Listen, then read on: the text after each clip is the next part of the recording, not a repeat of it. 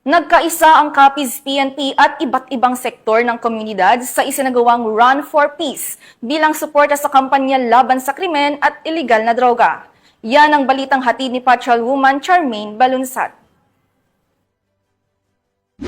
Isang makabuluhang pagkakaisa ng kapulisan at mamamayan ang ipinakita sa matagumpay na Run for Peace ng Capiz Police Provincial Office sa pamumuno ni Police Colonel Albert D. Tapulaw, katuwa ang National Police Commission Region 6, Department of Interior and Local Government Capiz, Provincial Anti-Drug Abuse Council, Provincial Advisory Group for Police Transformation and Development, Pueblo de Panay Incorporated, at Robinson's Place, Rojas nito lamang ika-6 ng Setyembre taong kasalukuyan sa Pueblo de Panay, Lawaan, Rojas City. Layunin ng aktibidad na pagtibayin ng ugnayan sa pagitan ng kapulisan at publiko upang mas mapabilis ang pagsugpo sa krimen at iligal na droga tungo sa isang ligtas at mapayapang komunidad.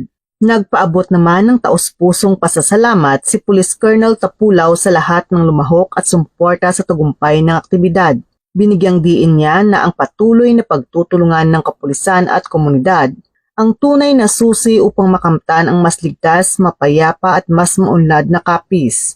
Patuloy ang Capiz Police Provincial Office sa paghahatid ng serbisyo, programa at mga aktibidad na magsusulong ng matibay na ugnayan at pagkakaisa tungo sa isang ligtas na komunidad para sa lahat.